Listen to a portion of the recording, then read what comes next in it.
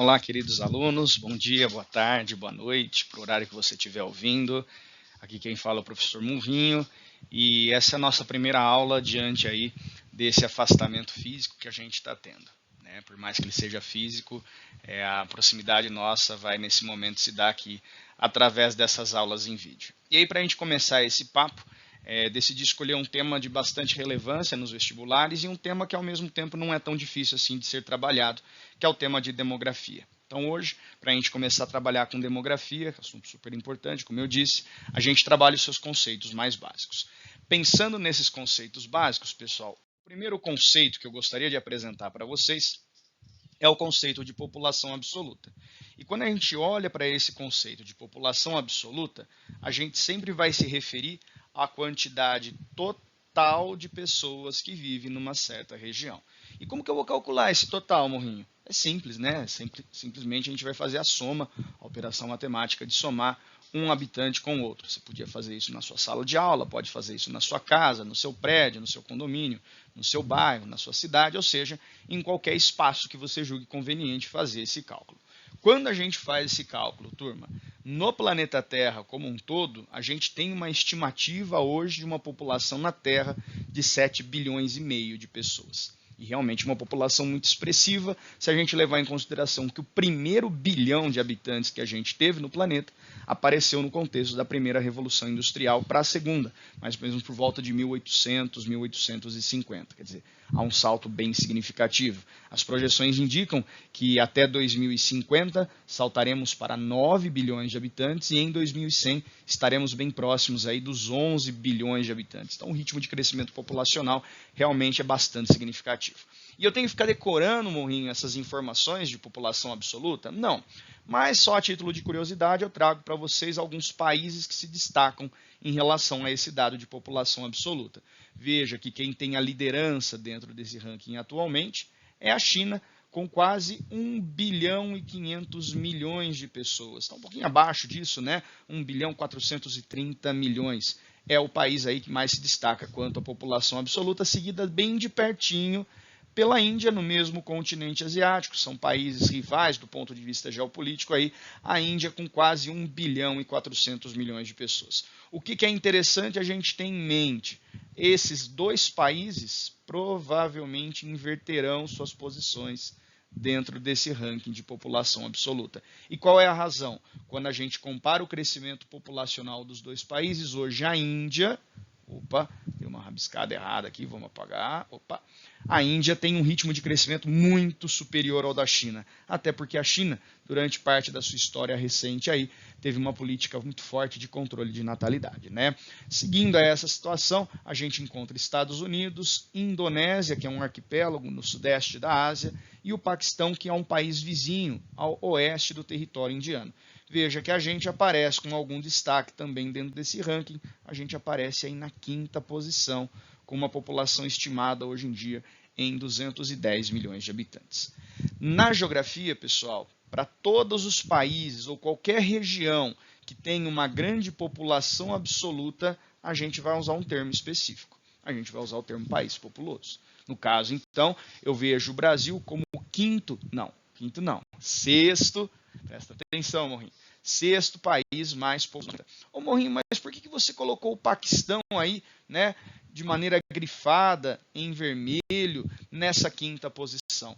Porque isso é uma novidade, tá? E essa novidade vocês precisam ficar bem atentos, porque o Paquistão ultrapassou o Brasil em termos de população absoluta. Para quem gosta dessa área, até o ano passado, o Brasil tinha a 5ª posição e foi ultrapassado pelo Paquistão. Quer dizer então o quê, Morrinho? Quer dizer que a população brasileira tem um ritmo de crescimento cada vez menor. E muito em breve a gente vai perder mais posições. Provavelmente a Nigéria vai nos ultrapassar, a Bangladesh vai nos ultrapassar, e julgar se isso é bom ou ruim é muito relativo. A gente tem que pensar que crescer menos significa lidar com uma menor sociedade do ponto de vista econômico, mas ao mesmo tempo uma sociedade mais velha. Isso vai trazer algum tipo de impacto econômico. Bom, se os países populosos ou regiões populosas são aquelas que têm grande população absoluta, E aquelas que têm pequena? Bom, aquelas que têm pequena nós chamamos de regiões pouco populosas. No caso aí eu separei 3 exemplos de países pouco populosos: o Canadá, a Austrália e o Uruguai. E o que eu acho muito importante falar para vocês? Que independe do tamanho do território, o tamanho dessa população absoluta. Se a gente parar para pensar e analisar aqui na nossa imagem, eu tenho vários países muito extensos. Deixa eu acabar de apagar aqui. Eu tenho vários países bem extensos, como China, como Índia, como Estados Unidos, como Brasil, que são países populosos. Mas eu também tenho países muito extensos, como Canadá e Austrália, como pouco populosos. Ou seja, não há relação alguma do tamanho da população absoluta com o tamanho do território de uma nação. Outra coisa que é muito comum os alunos fazerem confusão, e eu espero que vocês não façam essa confusão, é pensar no grau de desenvolvimento econômico e o tamanho dessa população absoluta. Veja, eu tenho um país como a China, a Índia e o Brasil, que são países em desenvolvimento. Tenho países como Canadá, Austrália e Estados Unidos, que são países desenvolvidos. E tenho países, turma, como o Uruguai, como a Indonésia ou o Paquistão, que apresentam um menor grau de desenvolvimento. E há alguma influência no tamanho da população absoluta em relação a esse desenvolvimento? Não há relação alguma. Existem países de variados desenvolvimentos que são populosos e existem países de variados níveis de desenvolvimento que são países pouco populosos. Beleza? Se a gente levar em consideração, por exemplo, o território brasileiro, podemos falar que a cidade mais populosa do Brasil é a cidade de São Paulo. São Paulo tem mais de 12 milhões de habitantes. Que o estado mais populoso do Brasil também é o estado de São Paulo. O estado de São Paulo tem mais de 40 milhões de habitantes. E veja que interessante, né? Se eu olho só para a população do Canadá, existe mais gente. Nossa, que rabisco feio. Existe mais gente morando no estado de São Paulo do que em todo o território canadense. Tem mais gente morando em Minas Gerais do que em todo o território australiano. Só na cidade de São Paulo tem quase 4 vezes a população do Uruguai. Quer dizer, realmente aí são dados bem impressionantes quando a gente pensa na população do Brasil. Esse é o primeiro conceito, então, o conceito de população absoluta. Vamos para um próximo conceito agora, conceito de população relativa ou de densidade demográfica. Galera, densidade é um conceito que é muito comum de ser trabalhado na química, trabalhado na física, e que normalmente a gente trabalha a densidade por qual fórmulazinha? Massa sobre volume. Se eu penso que a densidade é massa sobre volume, massa para mim seria esse total de habitantes, que é a mesma coisa que população absoluta. Enquanto que o volume seria justamente a área ocupada por essa população. Quando eu faço esse cálculo do número de habitantes pela área ocupada, eu tenho, portanto, a densidade demográfica ou população relativa. Se eu falo que ela é relativa, eu até estou pintando da mesma cor, é porque ela é relativa à área ocupada. Maravilha? E aí, quando eu faço essa continha em várias nações do planeta, eu tenho aí esse conjunto de dados bonitinhos que eu trouxe para vocês, de alguns países que se destacam e outros que não se destacam em relação a essa densidade demográfica. Mônaco é um principado no sul da Europa, especialmente no sul da França. Tem mais de 26 mil habitantes para cada quilômetro quadrado. Singapura é uma cidade-estado também, situa-se na ponta da península da Malásia, no sudeste asiático, mais de 8 mil habitantes para cada quilômetro quadrado. Bangladesh, país vizinho à Índia, tem mais de 1.200 habitantes. E olha nós aqui, Brasilzão, velho de guerra, aparece com uma densidade demográfica relativamente baixa.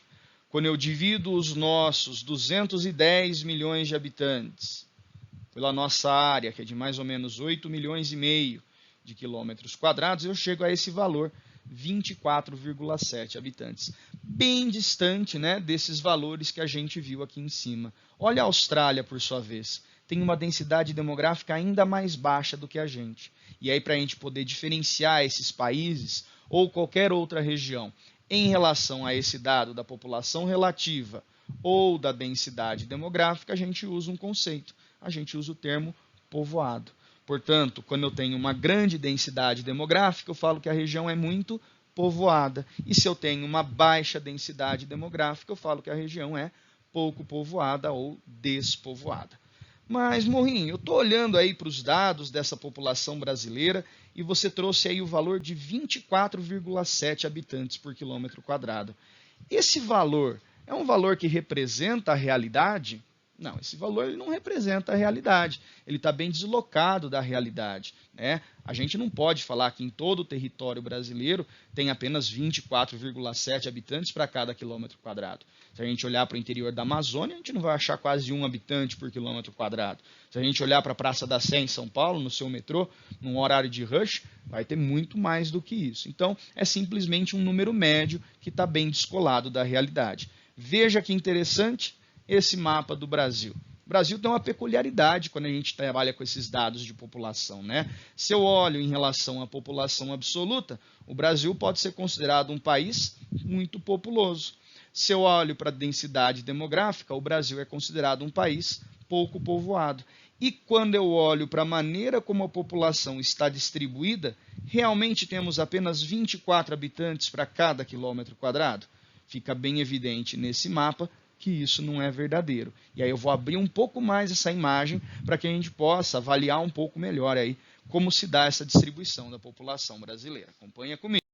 Mudei de slide. O que eu tenho nesse slide? Tenho aqui no cantinho do meu slide, deixa eu mudar a cor que eu vou rabiscar, tenho aqui no cantinho do meu slide um dado de habitantes por quilômetro quadrado.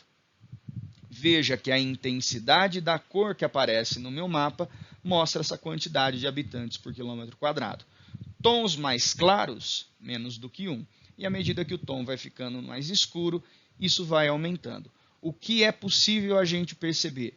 Que existe uma faixa no território brasileiro mais escura, portanto, uma área de maior concentração populacional. Enquanto existe uma outra faixa, que eu vou aqui marcar em amarelo, em que essa concentração realmente é muito menor. Avaliando isso de uma maneira um pouco mais objetiva, eu posso falar que no Brasil a população é distribuída de forma irregular. E esse é um dado, pessoal, que vai aparecer com qualquer outra região do planeta. Então, olhando especificamente para o Brasil, como que a gente caracteriza essa distribuição irregular? Estou aqui abaixando a tela, né? E eu quase não estou aparecendo. Mas é inexperiência, viu, turma? Isso vai melhorando ao longo do tempo. Ou não, né? Espero que melhore. Vamos lá. Pensando nessa distribuição irregular da população, aponto a vocês como áreas de maior concentração, de fato, a região litorânea. Toda essa faixa aqui que envolve o litoral é, de fato, uma área de grande concentração populacional. Por que, Morrinho? Daqui a pouco eu conto para vocês, não se apressem, tá? Ao mesmo tempo que o litoral é uma área de grande concentração populacional, posso pensar a nível regional que a região Nordeste, que a região Sudeste e que a região Sul são áreas também de grande concentração populacional. E os motivos também, muito em breve, nós iremos trabalhar. Se eu tenho maior concentração nessas áreas, quais são as áreas que eu chamo de vazios demográficos? Vamos identificar. O maior vazio demográfico que aparece no nosso país corresponde ao espaço onde reside a floresta amazônica. Amazônia, portanto, um vazio demográfico. Veja um outro vazio demográfico, essa porção no oeste do Mato Grosso do Sul, que é a área do Pantanal mato-grossense. E aí, quando eu olho para o interior do Nordeste, especialmente, eu vejo que o sertão nordestino se constitui também como um vazio demográfico. O que faz dessas três regiões vazios demográficos? Vamos parar para pensar? Olhando inicialmente para a região da Amazônia, essa região é marcada pela floresta amazônica, que, como vocês já devem ter conhecimento, é uma floresta fechada, dificulta a penetração das pessoas, dificulta o povoamento dessa região. Quando eu olho para a região do sertão nordestino, o sertão nordestino é marcado por um clima semiárido, dificulta o acesso à água, dificulta a prática da agricultura, faz com que não seja uma região tão atrativa ao povoamento. E quando eu olho, por sua vez, para a região do Pantanal mato-grossense, eu tenho uma área que, como vocês já estudaram lá na geografia física, ela fica alagada durante o verão. Ela fica um pântano, né, durante o verão, por isso esse termo aí, pantanal, aparece. Então veja que a natureza, de alguma forma, aí, dificultou o povoamento dessas 3 regiões que eu caracterizei como vazios demográficos. Mas, Morri, se eu tivesse que analisar uma outra região do planeta? Deixa eu dar uma pausinha para eu beber água. Voltei. Se eu tiver que analisar uma outra região do planeta, eu vou pensar nesses 3 fatores determinantes para o povoamento. Vou pensar em fatores naturais, em fatores econômicos e em fatores político-históricos. Vou usar o Brasil de referência, turma, para vocês pensarem junto comigo. Olhando primeiro para o fator natural. A natureza, de alguma forma, ela pode facilitar ou dificultar o povoamento de uma região. Quando eu penso assim, eu tenho que ter atenção para esses 2 termos, as áreas ecúmenas e as áreas anecúmenas. Toda a área ecúmena, como eu coloquei aqui embaixo para vocês, são áreas favoráveis ao povoamento. Que tipo de área ecúmena, então, Morrinho? Porções litorâneas são áreas ecúmenas. Vales de rios são áreas ecúmenas, porque facilita muito o acesso à água, tem um clima um pouco mais úmido, facilita o desenvolvimento da agricultura. Tenta lembrar que antes dos meios de transporte se desenvolverem demais, como hoje eles são desenvolvidos, muitas pessoas se fixavam no litoral para facilitar seu contato, seu comércio com outros povos. Pense que muitas cidades começaram a se desenvolver a partir de povoamentos próximos a rios. Isso é muito comum dentro do Brasil. Mas eu posso pensar numa área ecúmena do ponto de vista climático, né? Uma área de clima tropical, uma área de clima temperado, todas são áreas ecúmenas. Posso pensar também do ponto de vista do relevo, uma topografia mais plana favorece também o seu povoamento. Por outro lado, uma área anecúmena, que é uma área desfavorável ao povoamento, é aquela área que, do ponto de vista natural, é muito difícil ocupar. E aí encaixa muito bem com o caso de uma floresta fechada, como é o caso da floresta amazônica, casa muito bem com uma área de clima muito seco, como é o caso do sertão, uma área alagável, como é o caso do Pantanal, mas que poderia caber também para uma região montanhosa, para uma região polar, que faz com que seja muito mais difícil a ocupação humana. Então a natureza tem sim uma força muito grande na determinação do povoamento de uma determinada região. Olhando para os fatores econômicos, eu peço um cuidado especial. É evidente que áreas mais desenvolvidas do ponto de vista econômico sejam áreas de maior atração populacional. Por isso, destaco a região sudeste do Brasil, principalmente entre São Paulo, Belo Horizonte e Rio de Janeiro. Mas significa que as áreas menos desenvolvidas são vazios demográficos? Não necessariamente. Se eu comparar o desenvolvimento do Sudeste com o desenvolvimento da região Nordeste, principalmente quando a gente olha para Piauí e Maranhão, são áreas que têm grande concentração populacional, em especial no litoral, mas mesmo assim não são desenvolvidas. Então, normalmente, quando eu penso em fator econômico, eu penso que quanto mais desenvolvida a região, mais fácil dela atrair gente, portanto, maior concentração populacional. E do ponto de vista político-histórico, Morrinho? Do ponto de vista político-histórico, a gente pode pensar em medidas que foram tomadas ao longo da história que favoreceram, de alguma maneira, o povoamento de uma região. Então, vamos pensar no caso do Brasil. Canetinha roxa aqui, já separada para mostrar para vocês. Por que será que tanta gente ocupou essa faixa litorânea do Brasil? Ah, Morrinho, foi por causa do fator natural, né? Porque é uma área ecúmena para se ocupar. Sim, de fato, mas eu também posso pensar que era o litoral do Nordeste a área de contato do nosso colonizador português. E isso facilitava muito as relações comerciais, as relações políticas entre as duas áreas do espaço. Maravilha? Se eu pensar num segundo fator de ordem político-histórica, eu posso pensar, por exemplo, no processo de povoamento da região sul do Brasil. O sul do Brasil, galera, até o século XIX, era um vazio demográfico. Quer dizer, havia um temor no governo recém-independente do Brasil que, de repente, os argentinos, os paraguaios ou os uruguaios pudessem invadir essa região e tomar posse dela. E aí o que o governo brasileiro fez? Ele começou a estimular fluxos migratórios de europeus para essa parte do espaço. Não é à toa, né, que até hoje a gente encontra nessa parte do espaço muito descendente de alemão, de italiano, de eslavo, que são os russos, poloneses e ucranianos. Maravilha? Mais um fator político histórico para determinar o povoamento? A transferência da nossa capital do Rio para Brasília. Sai do litoral e vai para o interior. Para quê, Morrinho? Para estimular o povoamento do interior, para estimular o desenvolvimento econômico do interior e também, né, se a gente parar para pensar, tirar a capital de uma área que esteja vulnerável a um ataque estrangeiro, que esteja vulnerável a uma grande pressão popular. Maravilha?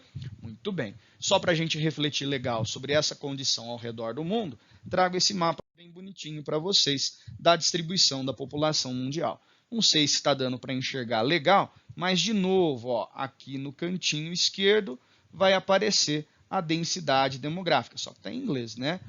Não vou ler não, senão eu vou passar vergonha. Em branquinho menos do que 2, à medida que a cor vai mudando, vai aumentando aí esse povoamento. Vamos olhar primeiro aí para as áreas de baixa densidade demográfica. Vamos identificar. Tem o Alasca, tem o norte do Canadá, a Groenlândia, Islândia, Noruega, a região do norte da Rússia, da Sibéria. O que faz todas essas áreas serem vazios demográficos? O clima polar. Se eu olho para o território australiano, ele quase não aparece, né? Está bem clarinho o território australiano aqui. O que deve-se esse vazio demográfico? Ao fato de ter um deserto muito grande na Austrália, que é o mesmo motivo que faz essa parte norte da África ser um vazio demográfico, porque aqui a gente encontra o Saara, aqui a gente encontra o deserto do Kalahari, aqui a gente encontra o deserto do Atacama, no Chile, o deserto arábico, a gente encontra o deserto da Mongólia, deserto do Xinjiang, quer dizer, não faltam áreas desérticas, né? Do Colorado, do Arizona, nos Estados Unidos, o deserto, turma, da Patagônia, na Argentina. Então, vários exemplos aí de vazios demográficos associados ou a áreas de clima polar ou a regiões desérticas. O que faz a gente ressaltar que aquilo que a gente conversou antes faz bastante sentido, não é verdade? Bom, olhando para outros vazios demográficos, posso identificar aqui, por exemplo, a floresta amazônica, a floresta do Congo, a floresta equatorial na Indonésia. Quer dizer, florestas fechadas também são determinantes para a formação de vazios demográficos. E com relação às maiores concentrações populacionais, que são as áreas que estão em vermelho, estão também na cor em roxa. Normalmente eu associo mais com fatores econômicos. Veja a região do Nordeste dos Estados Unidos, veja o Sudeste brasileiro, o entorno de Buenos Aires, o entorno de Santiago, todas áreas de maior desenvolvimento econômico, de maior atração populacional. Posso pensar, turma, no caso da Europa, fica difícil um pouco enxergar, né? Mas nessa região onde está o entorno de Londres, onde está o Vale do Ruhr, na Alemanha, eu tenho uma concentração populacional maior. Eu tenho uma concentração maior no leste da China do que no oeste. Eu tenho uma grande concentração também na Índia, mas não por conta do desenvolvimento econômico. Se você reparar bem na Índia, tem um bracinho aqui, ó, que eu estou passando preto em cima, que estava em roxo. Ó, vou apagar para você poder ver. Essa região é o Vale do Ganges. Olha a natureza influenciando de novo. Presta atenção aqui no Egito, ó. Tem um rabinho aqui em roxo no Egito. É o Vale do Rio Nilo, tá? Também outra área de grande concentração populacional. Qual é o grande propósito aqui na hora de eu passar isso para vocês? Não há necessidade de decorar a informação, né, turma? Se você tiver um pouquinho de conhecimento sobre a geografia local, você consegue aí identificar legal quais são as áreas de maior e menor povoamento. E aí, para a gente terminar, mostro esse outro mapa muito bonitinho. Esse ficou chique, hein? Esse mapa bonitinho é uma projeção de várias fotos que a NASA fez da Terra à noite.